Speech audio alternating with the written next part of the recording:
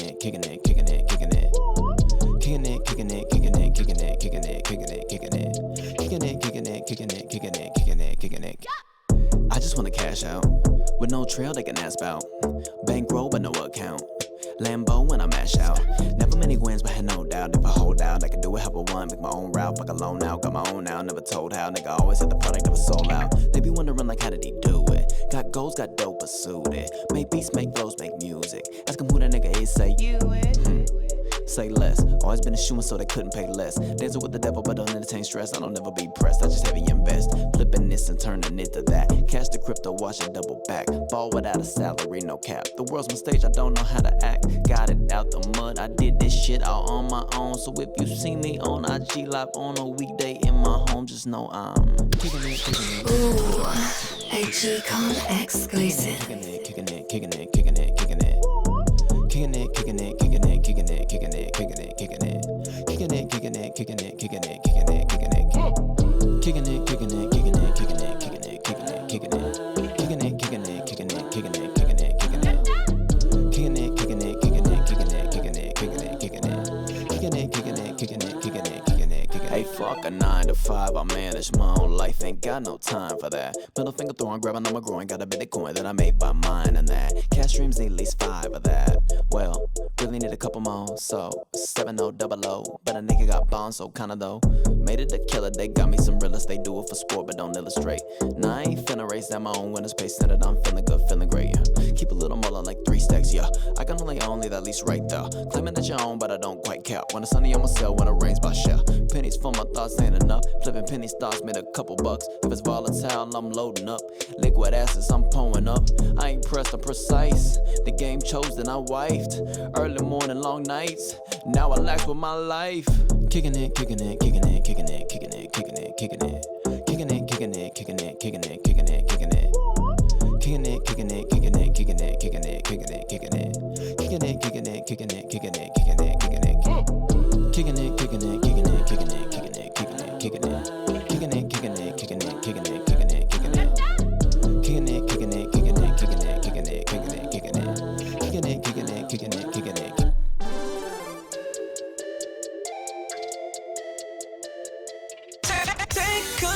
This is GCOM Radio, powered by Lyfeblood.com. Come join, be a lifer. Practice dollar power and build financial independence. Yeah, that was Devan Bernard with Kickin' It. You like that flow, didn't you? Yeah, man, I liked it too. Yeah, so before we get into continuing with the second segment, you know what we got to do for our new feature here. It is Business of the Week, and I know you'll like the focus on this one particular company. So check it out. Ladies and gentlemen, Bringing you the business of the week and its innovative founders is what you've been waiting for. Let me introduce the owners. Dylan Radigan, a former host of a news show on MSNBC, and Kooley Francens. They started a company called Helical Holdings that would supply people with a means of providing their own food through a well-practiced farming method, hydroponic farming.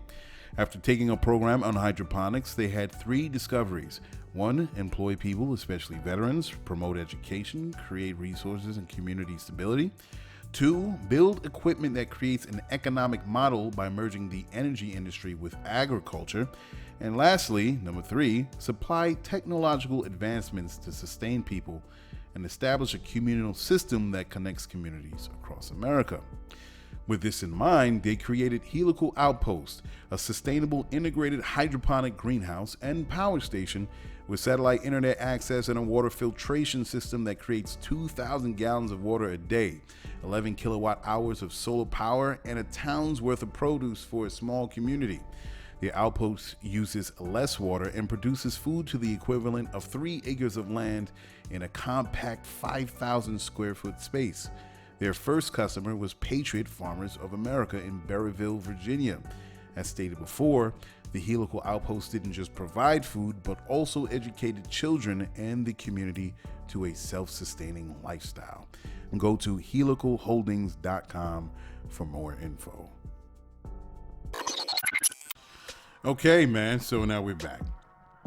So, you know what? To tell you for this segment, I lost my notes on the Kurds. You like Kurds?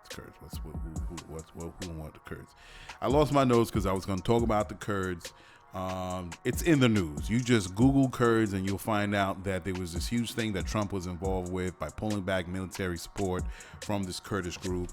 And it was this, big hoopla about it in the media. Now, I saw it on various news sources. I'm like, God, this is terrible. Well, anyway, I lost my notes on it, and I was going to go on this whole big thing, but I don't know what I did. I think I deleted it by accident, or I didn't save it, and I lost it. But, it's really not that necessary to go into detail. But the point is not to talk. It's not particularly about the Kurds, but it's more about us. And it was just to let you know, if the Kurds or the Syria's Kurds was supported by the United States military. They've been partners for a long time, fighting this Islamic State group recently for the last 4 years. And now to pull back, expose them to a threat to Turkey. So Turkey wants to carve out a zone of control across the northern border of Syria, where the Kurdish minority has their own self-rule in that area. Amidst the Syria civil war, there's a civil war is happening over there. So the Kurds are an ethnic group that they round about like 20 million people across 4 nations. So they got like 10 million in Turkey, 6 million in Iran, 3.5 million in Iraq, and they say a little bit like 2 million in Syria. And they speak a language somewhere close to Farsi. And of course, they're Sunni Muslim. So, the Kurds saying they've been betrayed before. Allyship has been pulled back in the past history. And they're saying, their closest friends is the mountains, as the saying goes, and the Kurdish people and this whole thing, right? So this is what the Kurds are. So all this talk is about the Kurds, right? And it's newsworthy, where a lot of major news sources are talking about, oh my God, Trump doesn't know what he's doing, blah, blah, blah. Why is he pulling back military support from the Kurds? Supposedly, Trump is saying that we don't need to support the Kurds anymore. It's unnecessary. And we did what we did. I guess, what do you call it? Terrorism is under control there. We need to pull troops out. So this is my response. And I'm staring at this and I'm watching this. And I forgot I think it's The View. I think it's McCain. What's her name? McCain on is it The View? Let me just check here. Because I wrote this all down in my notes. And I lost it as I said before. And Meghan McCain on The View, right? So she's saying it's unpatriotic for Trump to pull out, and this is terrible, blah blah blah blah. And you got other politicians that are totally against this whole military pullout, leaving the Kurds up in the air. And I'm staring at the news like, I wish I could show my face. I'm staring at the news like, yeah, and yeah, sure. Yeah, who cares? Right, who cares? Because really, who cares? Yo, everyday average Americans are looking at their television, whether they're watching The View or they're watching television on CNN, and they're talking about this story, and the newscaster is like trying to deliver the message, oh my God, they're pulling away from the Kurds. Americans is like, who the fuck are the Kurds? I don't know. Ask anybody who the Kurds. I guarantee you 100% of the people that you ask are not going to have any idea who the Kurds are. They don't know where they at. They're going to be like, what is that? Is that curdled milk? Is that a type of milk? Is that cheese? They don't know who the hell the Kurds are. Okay? They don't know where they are, who they are, what they are, who they represent, what religion. They can't even point it out on a map. So now it's funny that the news is trying to drum up some sort of support from the people, which they've been successful in the past with the masses, for them to say, to generally get a reaction from the masses, for them to say, yeah, it's terrible. Oh my God, that's terrible. Average Americans don't know who they are. What they know is Miley Cyrus. They know Jay-Z. They're watching football. They're talking about The Last Play. They're talking about what's on the news, Tekashi 6ix9ine. They're talking about Botham Jean. They're talking about taxes. They're talking about their pay. They got to get up in the work in the morning. They got to put gas in their car. They have to figure out how they're going to get their 3 kids to soccer, martial arts, and to bowling in the same week. They don't give a damn about no Kurds. They don't give a damn. Like I said, I'm not here to talk about the Kurds and go into some long political, detailed run on what's going on over there. I'm talking about what it means to us, and it don't mean jack. Okay? The only people that cares about that are the senators and the politicians in office. That's the only people that are intimately connected or know what's happening over in that region of the world. If you expect for any average American to give a short hair's worth of pubic hair of what's happening over there, something has to directly affect them in some way for them to even give an iota of brain power to the situation over in that part of the planet. Now, it's just funny how they trying to, it's amazing. It's amazing that they won't even give people, the news for that matter, and politicians, an iota of respect. Give them a little credit. And what they'll do is they'll give you something about democracy and patriotism and, taking away support. No, it's nothing about that. Or disagreement, or basically verbally disagreeing with what they don't like. But they're not going to say the magic word. They're not going to give you the why. WHY does it matter to me? Why does it matter to me?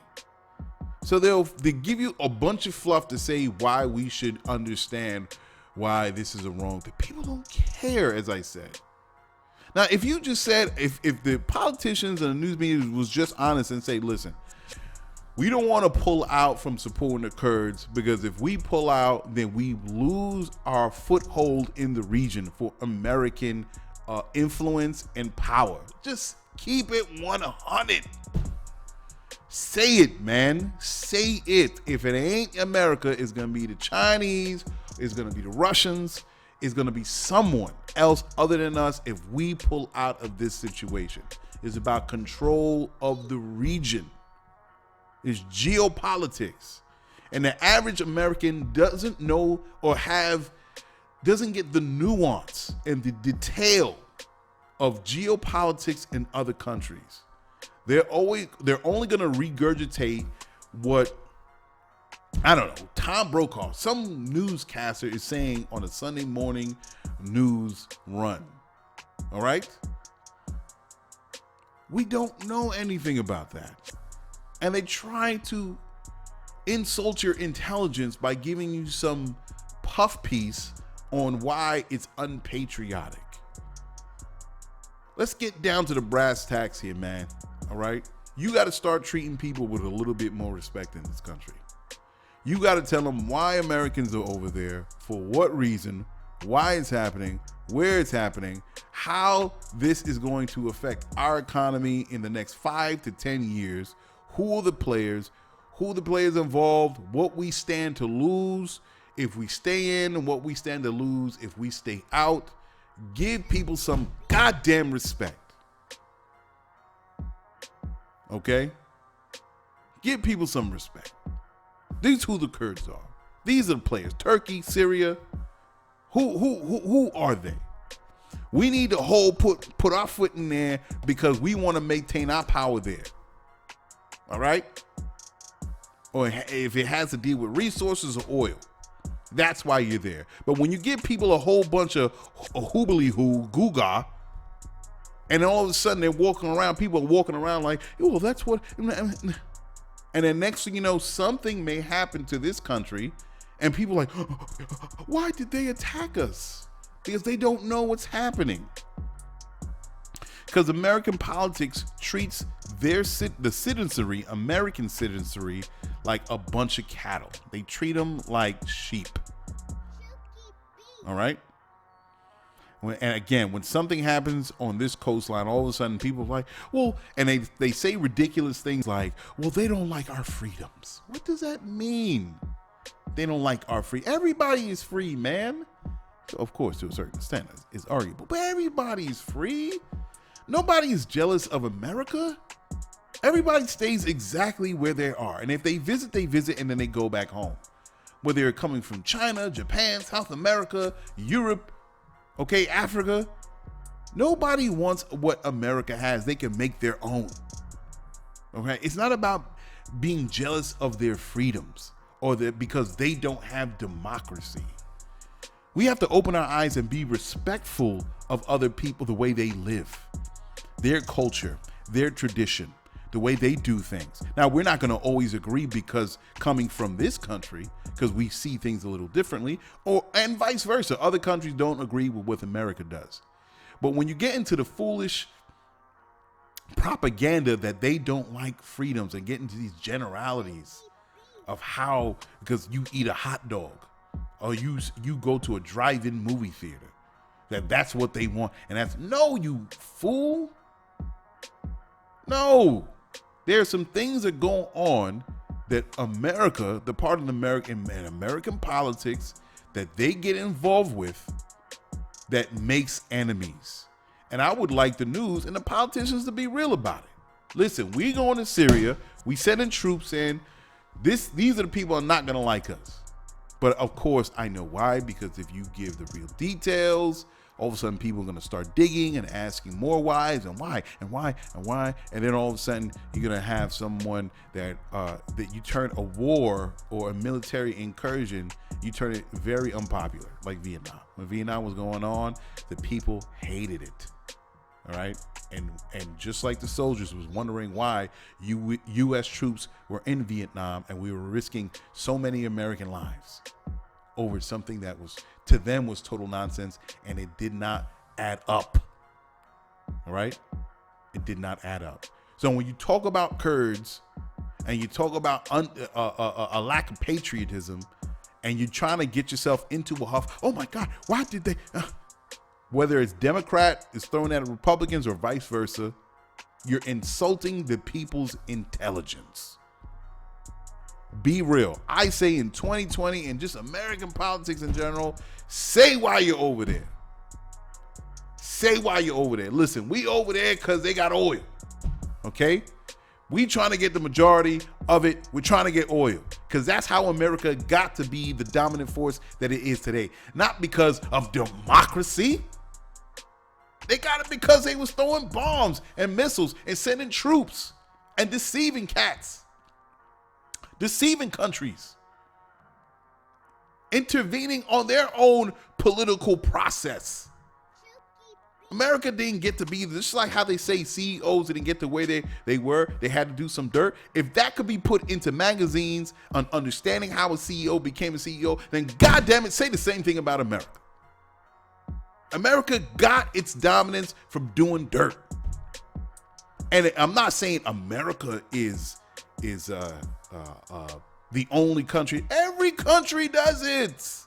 Every one of them. And they're trying to maneuver their way, whether it's hard power or soft power, they're trying to maneuver their way to the top spot. It's just the old way of doing it no longer makes logical sense, because all you're going to do with the military technology that we have, we could literally burn half this planet. And what makes sense from a five-star general's point of view, or a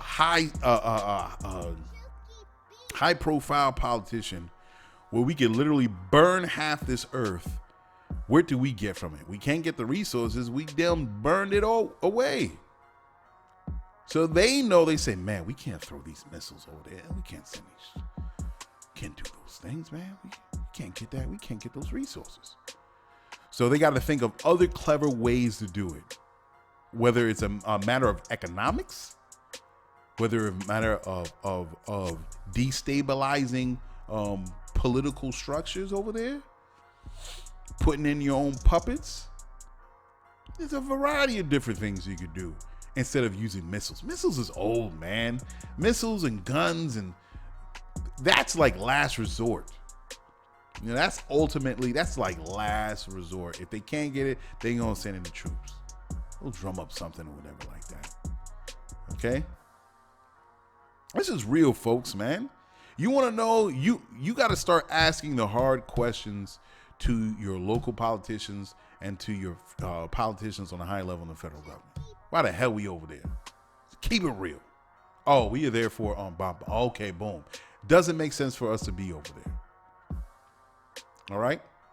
People, that's why I love alternative forms, alternative sources of information online.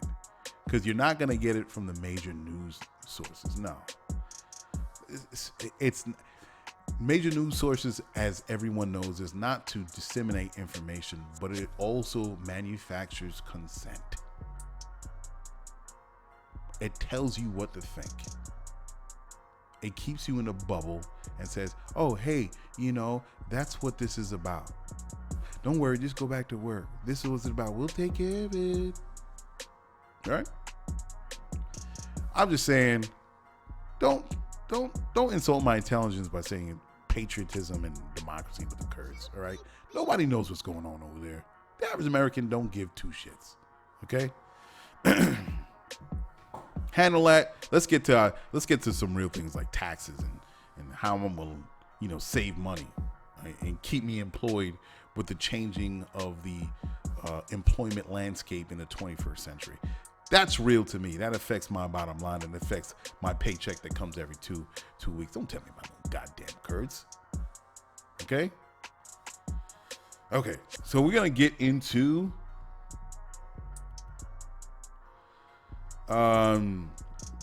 okay, yeah, two artists here. We're gonna get into Trynket.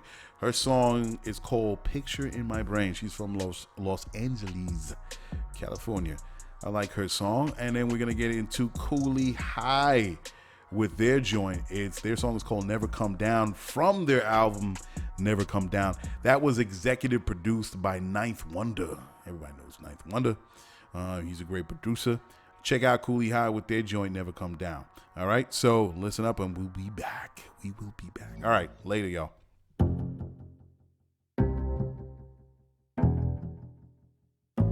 Drew a little picture in my brain of how I thought my whole life would be. Everything in perfect harmony. Love just like the coin on silver screens. But little did I know that it'd be in love. I'd see my darkest storm and then come undone. Learn my biggest lesson in love. But little did I know that it'd be in love. I'd see my darkest storm and then come undone. Learn my biggest lesson in love. But it's when we're broken we find strength. Eyes wide open to reality. Not everything's always as it seems, and not every dream is guaranteed. Listen up. Turn up. You're listening to GCOM Radio. But little did I know that it'd be in love. I'd also see the sun rise again above. It's the greatest blessing in love. But little did I know that it'd be in love. I'd also see the sun rise again above. It's the greatest blessing in love. It's divine. I never felt this way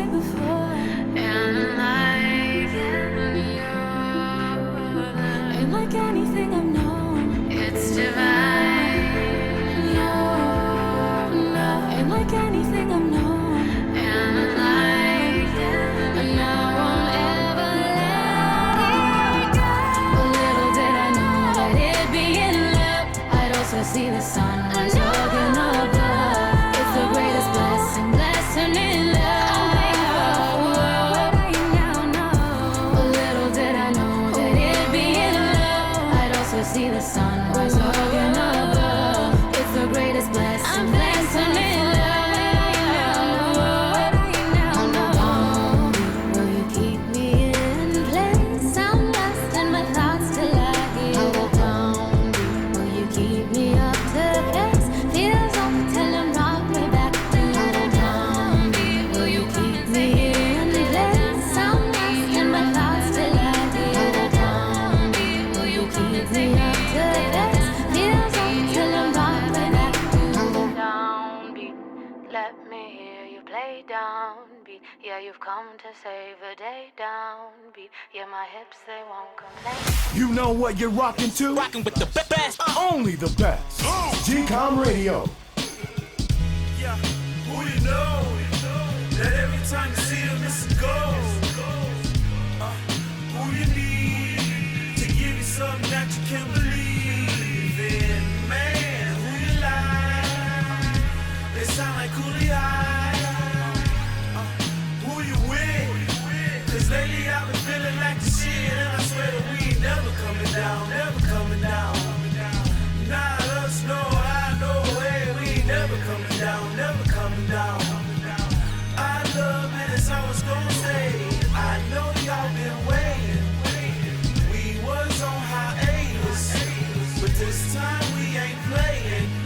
We forever one sound, we ain't never coming down. We been the shit since y'all was spitting up your mama's titty milk. Spinning silk up in the studio to leave your city killed. With many skills, take a microphone and mold myself a masterpiece. Sending food past the beats, flow is on his salary. I check mics, we getting all of these cash funds. It's Charlie and Tab 1 week. Party and have fun, so spark it and pass one. We started a long time ago. Now the family getting Grammys, names inside the envelope. Them labels never signed them though. They been looking high and low. You cannot take me out my zone, and we ain't fall Geronimo. Sounding like a fight song, I'm Tyson, my mic on. The maestro is ice cold, we might blow like nitro. Flipping like Pastrana from gone out to Ghana. It's an honor, run it like a Honda, harder than a sauna. Take your favorite rapper, turn their ass into a fucking goner. Spark the marijuana, I'ma take it farther, partner. You can put that promise on my mama.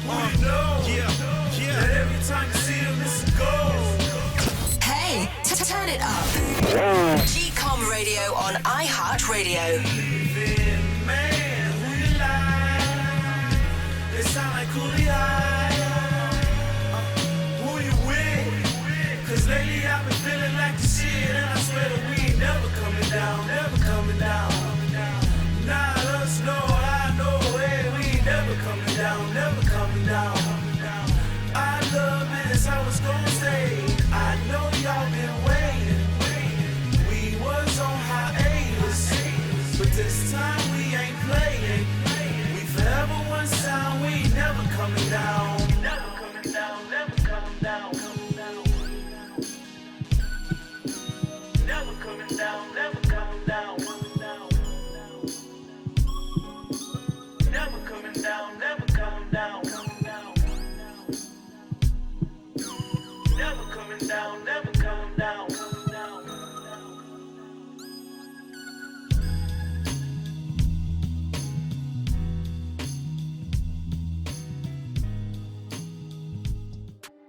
Yes, that was Trynket with Picture in My Brain.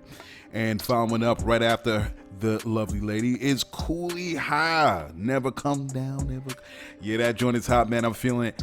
Ninth Wonder executive produced this record, this project. And yeah, man, that was a beautiful connection right there, man. Because if the album sounds as good as this single, then that was history made. So go and check out Never Come Down, the album joint that's out right now. You go to iTunes, any streaming service. So big up to Kooley High. And before we continue into the third segment, you know, as usual, what we do. All right. Ladies and gentlemen, around the world and right in your neighborhood, it's the news you need to know. A virtual graffiti world. Remember 1980s New York?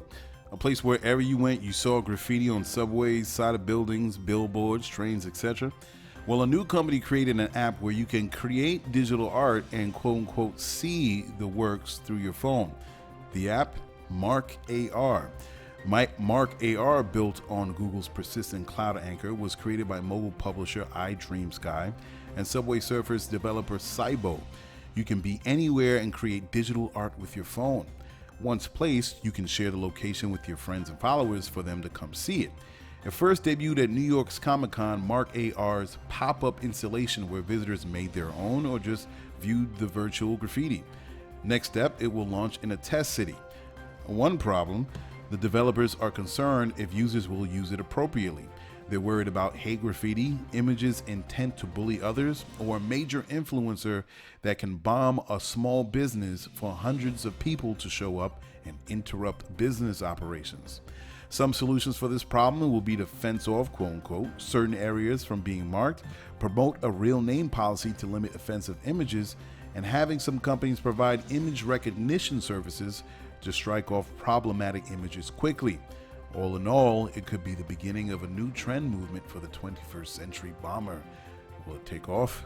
We'll see. A VC fund puts its money where its mouth is, in other ways.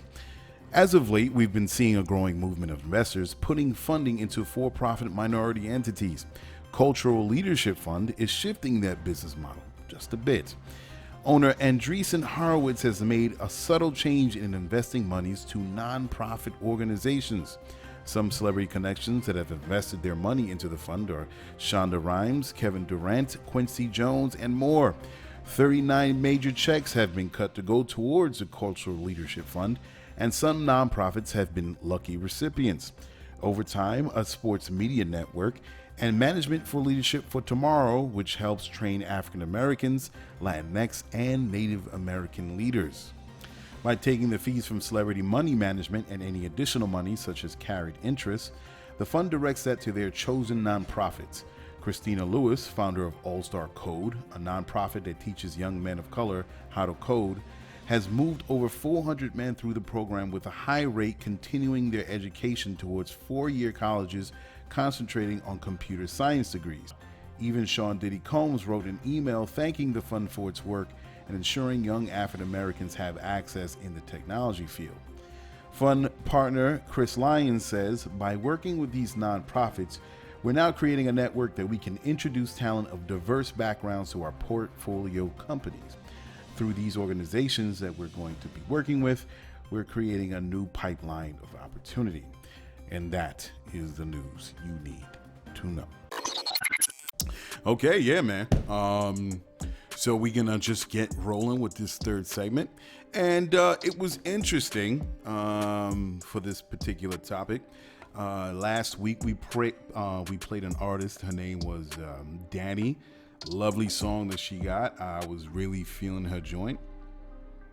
And yeah, it was, I think it's meant for the radio. Meant for the radio. Now, one thing that got me was in her hook was the use of the N-word. Yeah, man. Not saying that is like a no-go for me, and I would never play music. If you listen to the show, there's definitely some songs that has the word, the N-word, nigga. But, you know, it was a recurring thing that was coming up because it's in the hook. And I'm looking at this, you know, this young lady do her thing in her video. Go to YouTube, go to her channel, just put in Danny, D-A-N-I-E-E. I'm sure it'll come up. And yeah, and I'm looking at it, I'm like, wow, man, this is my personal feeling. She's using the N-word a lot. Wow, crazy.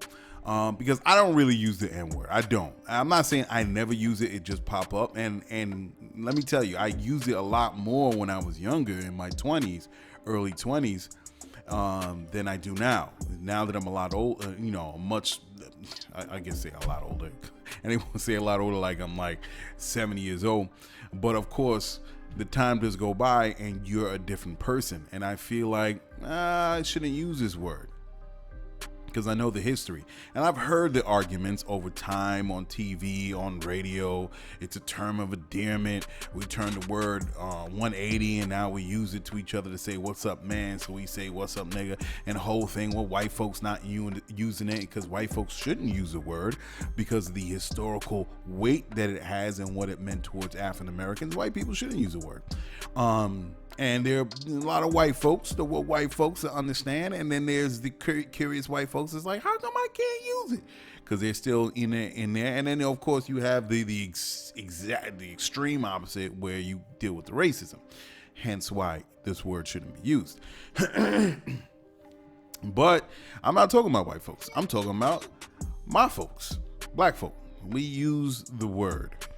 And my thing is, I don't think we should use the word. I don't think, if you understand, as I said before, the historical significance of the word, on why it was created, then as a black person, why should I feel the need to put that in my vocabulary?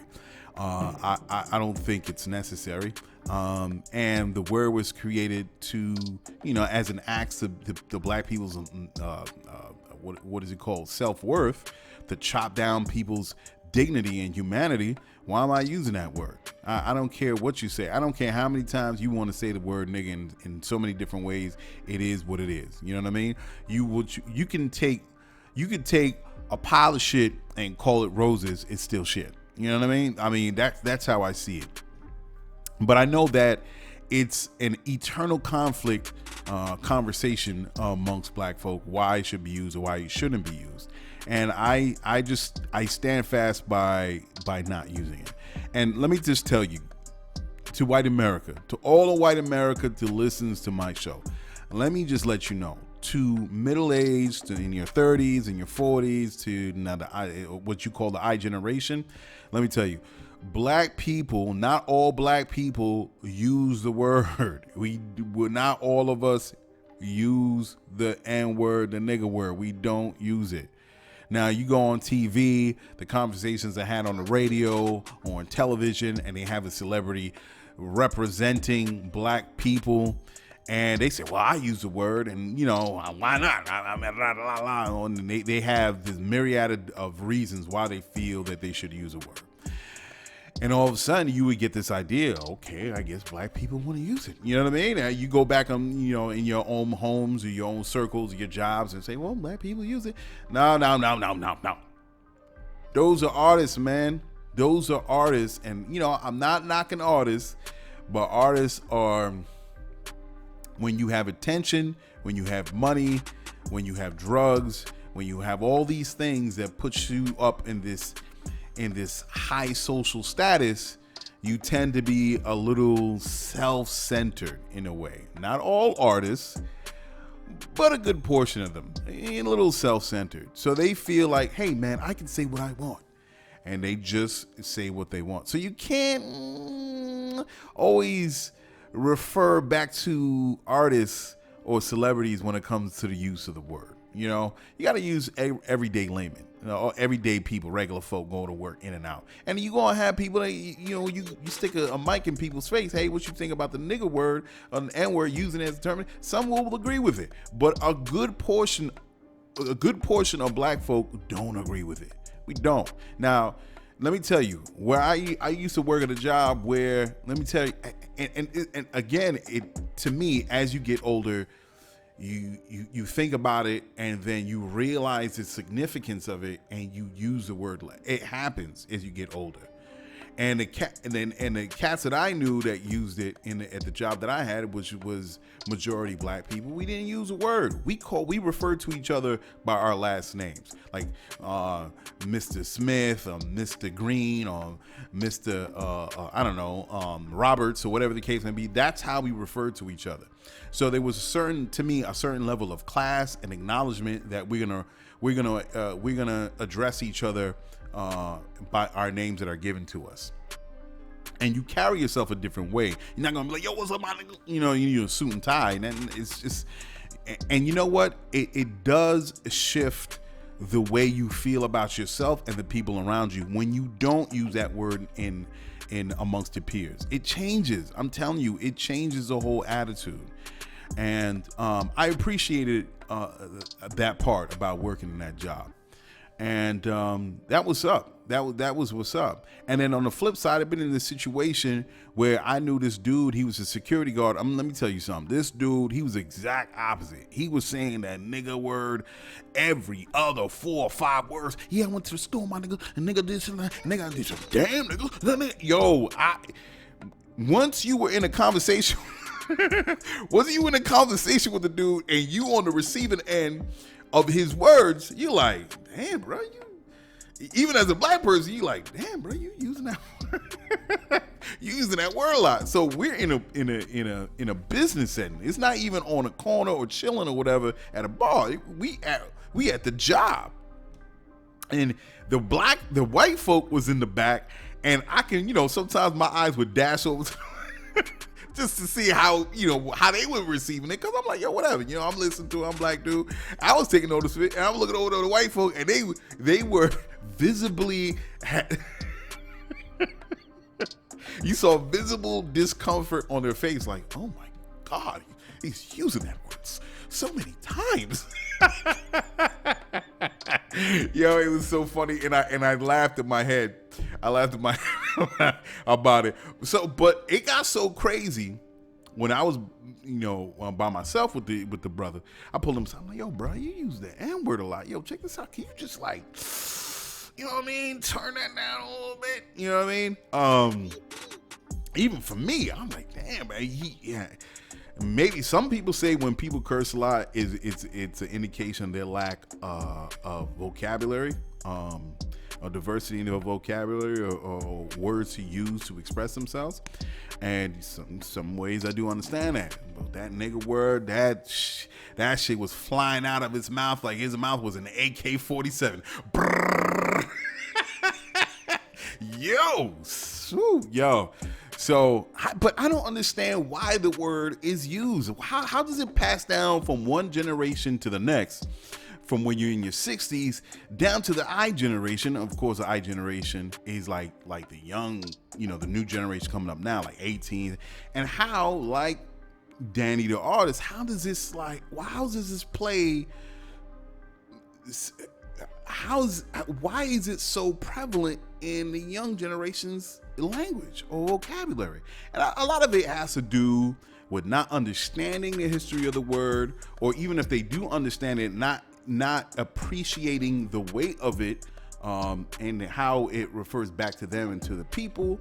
And it has a lot to do with the culture of the word being used. You're around your friends, you're around your family. It's used constantly. You always heard it when you were single digit years up into your teens. Now all of a sudden you're in your 18, 19, 20, 21. You're using it, blah, blah, blah, blah. And this is how it gets passed down. And my thing is like, how come like any other thing in history or just in the culture, how it just can't like go, why it just doesn't just go away? Like, everything in our food, some people don't eat certain foods. We decide not to eat certain foods. It goes out. In clothes, you know how the trend goes, like bell bottoms go out. People no longer wear bell bottoms. You ask people, do you wear it? No, I don't wear it again. Or in I don't know, television shows, I don't watch that television show anymore. I don't like it. And even when it comes to words, to say, because nigga is the word, I looked up, there's this article that has 150 slang terms from the 20th century that we no longer use. Let's say, let's go through it right quick. I was reading through this thing. Beat feet. That's a term that was used. It says when you've got to get away fast, usually because you've done something wrong, it's time to beat the feet back out of here. So they say, beat feet. Let's beat feet before the cops get here. That was once used. Cruising for a bruising. Everybody knows what that means when you're about to get into a fight. Nobody says that word anymore. Daddy-o. Sometimes I've heard this word bounce in and out, trying to make it like retro coolness, but people don't use daddy-o anymore. Made in the shade. You know what it is to be cool. Now that I got a new job, I'm made in the shade. People don't use that anymore. What's another one? Burn rubber. People don't use burn rubber. Let's go. There's 9. Let's see, ankle biter, greaser, cut the gas, cut the gas. I'm tired of you listening, whatever. Nobody, I don't know about that. I'm trying to look for the ones that people usually, word from the bird. I don't know where that comes from. Okay, wet rag. Oh, don't be a wet rag. Let's go to hit the clubs. That was once used, when you're being a square. Knuckle sandwich. I've heard that a long time ago. It's kind of like cruising for a bruising. Cat. I just use that word. So I don't know how, when you say, referring to someone like a hip cat. What else? Flutter bum. What are all these words? Let's use one more. Bust a gut. I guess. Pizza face. Yeah, I guess when a teenager has pimples, they call them pizza face. I remember that in the 80s. And one last one. Hunk of junk. Nobody use hunk of junk. Nobody, when you refer to an old car or something like that, something that doesn't work anymore, we don't use hunk of junk. We use something else. So those are a few examples how, words coming in and out, of the English language. But how come nigga can't just, when it comes for black folk, all right, let's use another word. Let's not make it so prevalent in the way we communicate to each other. Why don't somebody just say, hey, that's not the word no more. We're not using the word nigga doesn't make you any more black. It doesn't. It's not a stamp of approval on your blackness. So how is this word still used, even in the sense of hip hop artists, right?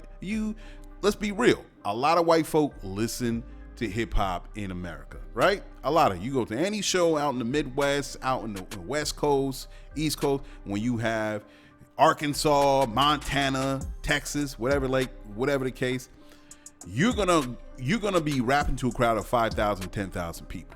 All right.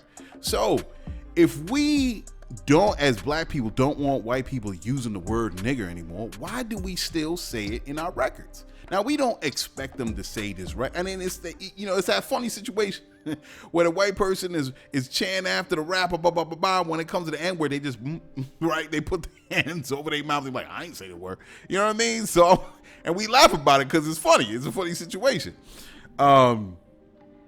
But, you hear some rappers say on stage, nah, you get the pass, say it. You know what I mean? And sometimes I'm not, for me, when I see a whole crowd of people, I'm like, white folk, oh my God. I'm like, oh man, I feel like we're reversing time here. I'm like, but look, let's be honest. When your favorite rap song comes on, any white folk out there and you're in your car, you do say that word, right? You in the comfort and the enclosed space of your own car, your home, you do say it, right? But I still feel like if you feel that white folks shouldn't use the N-word, the nigger word, why put it in your record? Why put it in your record? Why don't you make it a trend not to say the word? You know what I mean? Like, I just don't, I'm like, to me, I'm like, boom, I'm making this song. I'm like, all right, maybe I shouldn't use it because this is my people. This is my crowd. This is my market. A lot of my shows, a lot of white folk go, okay, you know what? I'm going to use another word. The new word is, I don't know, broski or something like that. I don't know. But that's my take on it. I just think that black folks should make an official statement and say the new word is when we refer to each other. And if it comes back in 20 years, fine, so be it. But I think, all in all, I think it should be eradicated from the English language altogether. But I try to meet middle ground and say, okay, if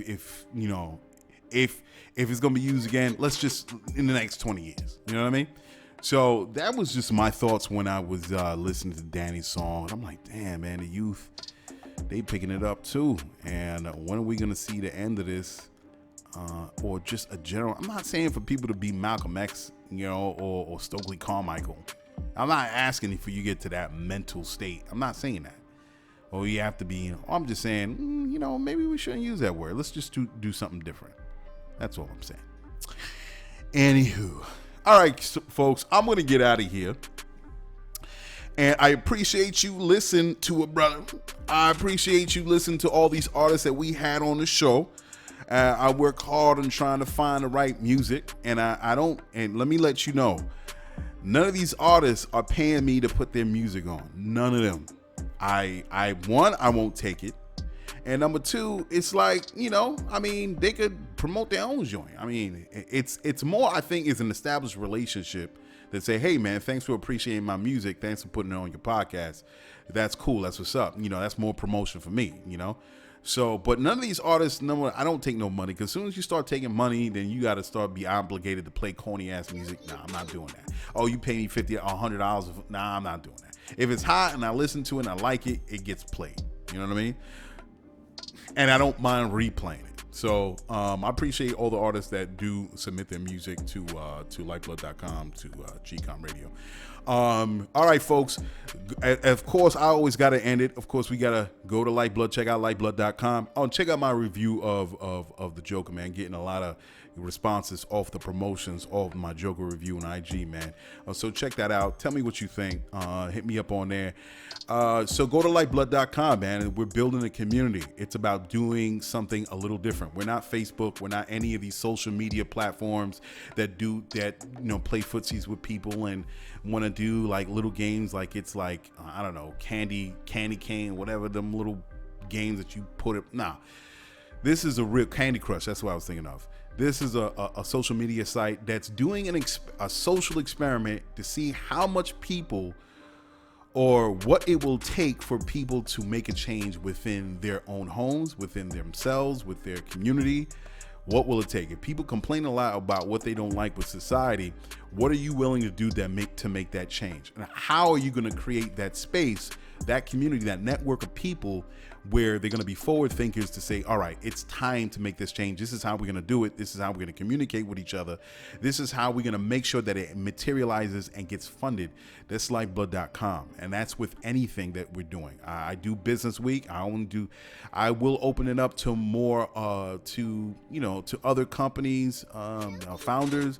But right now I'm concentrating on some real cutting edge, open-minded, forward-thinking founders that are really doing something that is going to improve society and the planet. And that's all aligned with the mission statement of Lyfeblood.com. So join Lyfeblood.com. Be a lifer.